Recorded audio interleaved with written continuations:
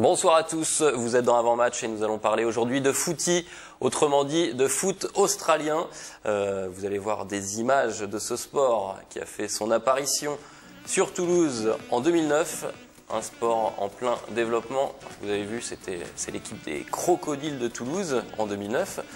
Et grâce à l'initiative de plusieurs passionnés, donc ce club toulousain n'a depuis cessé de faire parler de lui. Et à mes côtés, sur le plateau de TLT, je reçois Emilien Martinez, président des Toulouse Hawks, et Léo Muller, joueur de l'équipe première et capitaine des Toulouse Hawks. Alors messieurs, les Toulouse Hawks, c'est la nouvelle identité. Auparavant, vous étiez les Crocodiles de Toulouse. Voilà, Vous venez de changer, là. Ça vient de changer. On a changé l'année dernière. D'accord. Suite à l'initiative d'un joueur australien qui venait faire des études en France, qui avait été kiné dans un club professionnel, donc du coup qui avait pas mal de contacts là-bas, et puis qui nous a permis d'avoir un partenariat, d'avoir une certaine visibilité en Australie. Donc du coup, en partenariat avec le club de Hawthorn Hawks, on est devenus les Toulouse Hawks. D'accord, très bien. Le footy, c'est le sport numéro 1 en Australie, le sport le plus populaire, je crois. On va voir d'autres images là du championnat australien. Voilà, ils pratiquent le footy sur des terrains de cricket qui ont une forme ovale et ils jouent à 18 contre 18, 4 fois 20 minutes, je crois. Voilà, oui, 4 fois 20 minutes. Et vous êtes adapté par rapport à tout ça. Là, on voit des images très impressionnantes. C'est un sport impressionnant de toute façon. Donc ouais, c'est vrai que nous en France, on s'est adapté sur des terrains qui sont des terrains de rugby parce qu'on manque de terrains de cricket en France et donc de place. Donc on a des terrains où on joue à 9 contre 9. Mais l'engagement de ce sport et son côté spectaculaire reste là, et c'est l'esprit qui compte avant tout. Ouais, ils aiment ça en Australie. Voilà, comme on a pu le voir sur les images, il y a de l'engagement et il y a aussi beaucoup de spectacles par rapport à ce sport. Et je crois savoir, en parlant de l'Australie, que Emilien, vous revenez d'Australie, là, vous avez disputé la 4e édition de la Coupe du Monde de footy. Voilà, un petit diaporama. C'est avec des photographies de Melina Isaacson. Voilà, donc là c'est premier match face au PNG, donc avec le AK. Là c'est la finale par rapport au Fidji. Donc on a fait quand même 5 matchs contre la Papouasie-Nouvelle-Guinée, les Tonga, l'Inde, le Timor et les Fidji. Et la Peace Team, qui est un mélange d'Israéliens et de Palestiniens. D'accord. Voilà. Pour quel résultat au final? Pour quel résultat? On a fini second de la 2e division, c'est-à-dire qu'il y a des nations fortes et des nations un peu plus faibles. Donc en fait, il y a un tour de brassage où on est classé soit en première division, soit en 2e division. Donc nous avons été classés en 2e division. Et du coup, on a perdu en finale de la 2e division face aux Fidji. D'accord. Et pour la grande finale, c'est l'Irlande qui a battu la Papouasie-Nouvelle-Guinée. Mais il y avait pas mal de Toulousains dans l'équipe en tous les cas. Ouais, il y avait quelques Toulousains dans l'équipe, pas mal qui sont restés là-bas. Ouais.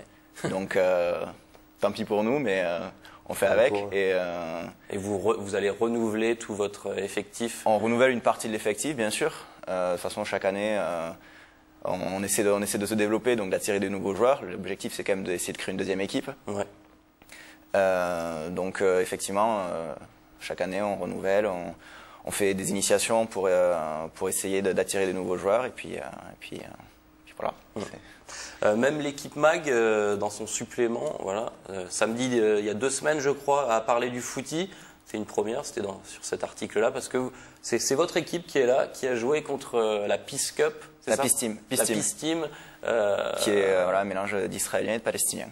D'accord. Donc c'est quelque chose d'unique en son genre, c'est-à-dire que on a des Israéliens et des Palestiniens qui jouent ensemble pour le même drapeau finalement. Voilà, on commence à en parler de plus en plus du footy. C'est le seul sport au monde où effectivement il y a une équipe qui est mixte israélo-palestinienne. Et c'est vrai qu'il y a eu un assez grand battage médiatique autour de ça. Et même si l'article de l'équipe n'est pas forcément très flatteur pour le sport en lui-même, c'est bien qu'ils en parlent. Ouais. C'est déjà ça. Donc on l'a dit, vous êtes assez nombreux à être internationaux à Toulouse, à porter les couleurs de la France. Il y a bientôt la Coupe d'Europe à Belfast. Exactement. Et Léo, vous venez d'être sélectionné aux côtés d'Emilien, donc? Moi, je viens d'avoir la chance d'être sélectionné donc en équipe de France et d'aller défendre nos couleurs donc à Belfast, effectivement. En octobre. En octobre pour une Coupe d'Europe qui s'annonce assez importante parce qu'il y a des nouvelles nations apparemment qui vont y participer. Donc c'est très intéressant pour nous de participer à l'essor de ce sport, tant sur le plan national qu'à l'échelle européenne. Au niveau des clubs, on revient aux Hawks. Vous montez en puissance année après année, les choses bougent dans le bon sens, on va dire. Voilà, l'année dernière, au niveau des résultats, on a pu être vice-champion de France. Ouais. Donc on a perdu en finale face à Bordeaux, sur une finale assez rugueuse, on va dire. C'était viril mais correct, mais... C'est ce sport, hein, Voilà, c'était un petit peu...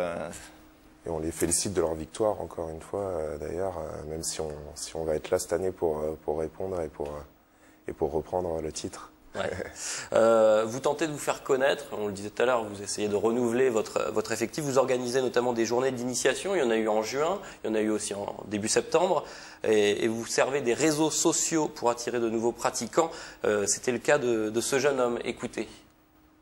Tout est parti en fait d'un message sur Facebook par un membre de l'équipe, des Crocodiles de Toulouse donc, et qui a fait une invitation commune à tous ses amis. Donc je me suis dit, comme je rentrais sur Toulouse à ce moment-là, c'était l'occasion d'essayer le football australien.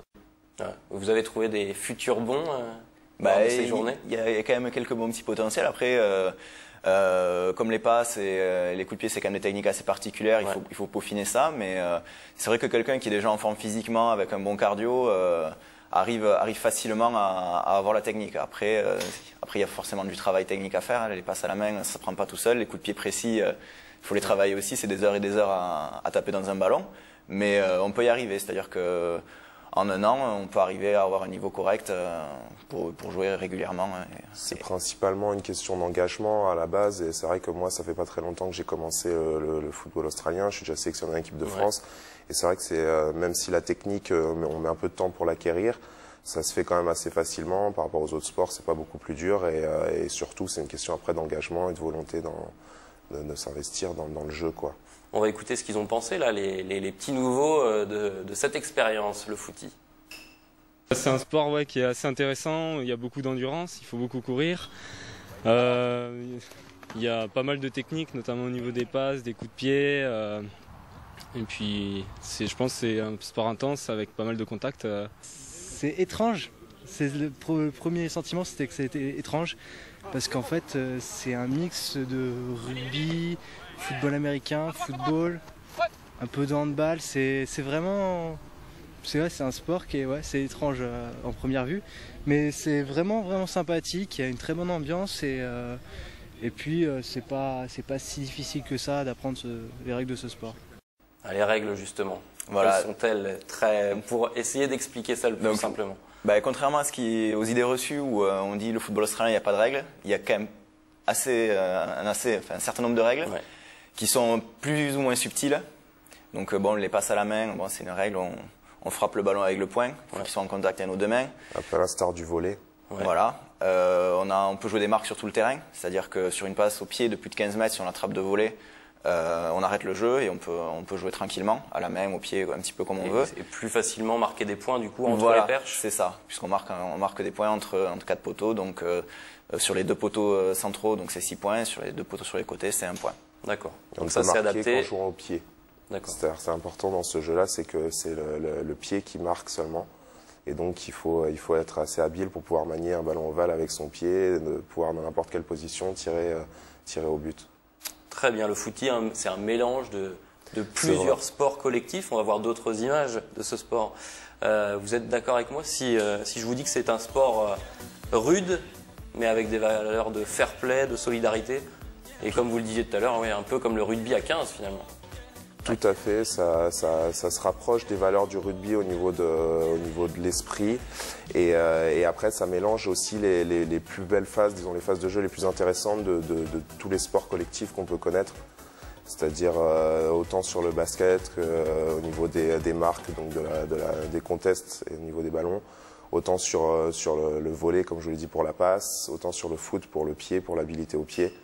Et sur l'engagement physique comme au rugby et sur l'entente cordiale entre les joueurs aussi. Si vous voulez mieux comprendre toutes les règles, en tous les cas, on peut venir vous voir. On peut regarder votre site internet. C'est le www.toulouse-hawks.com. Vous reprenez le championnat bientôt, donc il y a possibilité d'aller vous voir. Toutes les dates sont sur votre site internet. C'est ça. Vous reprenez le samedi 24 septembre contre Paris, à Paris. Voilà. Et voilà, si certains téléspectateurs veulent venir vous voir, vous entraînez dimanche 18 septembre à 15 h sur le terrain du rugby de l'université Paul Sabatier. Paul Voilà. Sabatier. Très bien. Ça. Merci Léo et Emilien. Merci. On ouvre une page rugby maintenant, puisque vous le savez, suite à la blessure de David Scrella, l'ex-toulousain, eh bien c'est Jean-Marc Doussin, 20 ans, 1m74, 90 kg, le demi-mêlée du stade, qui a été appelé en renfort auprès du 15 de France, Marc Lévremont et Guy Novès se sont mis d'accord, et Doussin ne partira en Nouvelle-Zélande que samedi. Il jouera donc ce soir contre le Biarritz Olympique en top 14. Doussin, jamais appelé avec le 15 de France, mais qui a disputé, vous l'avez vu sur les images, les championnats du monde des moins de 20 ans. Pour France-Canada, dimanche, le 15 de France change de visage. Pas moins de 11 changements par rapport à l'équipe alignée contre le Japon, mais toujours 5 Toulousains titulaires. Il s'agit de Claire, Picamol, Miloszewski, Servat et Poux. Voilà, j'ai tout dit. On enchaîne avec tout le programme des événements sportifs du week-end. En hockey sur glace, après leur défaite inaugurale 9-1 contre Bordeaux, les Belugas de Toulouse-Blagnac se rendent à Brest pour la deuxième journée de championnat. La rencontre se joue samedi à 18h40. Le Phoenix Toulouse Handball, après s'être jaugé face à Montpellier, cherchera à l'emporter à Ivry. Début du match samedi à 20h. Du côté des Rouges et Noirs, on joue ce vendredi soir la 4e journée de top 14. Les hommes de Guy Novès défient le Biarritz Olympique à RNS Vallon. Coup d'envoi à 20h45. Le 15 de France joue lui son deuxième match de poule face au Canada. Les Bleus débuteront leur match dimanche 18 septembre à 10h30. Enfin, football, c'est le derby de la Garonne au Stadium. Le TFC aura comme objectif de confirmer son bon début de saison contre les Girondins de Bordeaux. A noter que Rivière et Didot devraient être de la partie. Début du match samedi à 19h.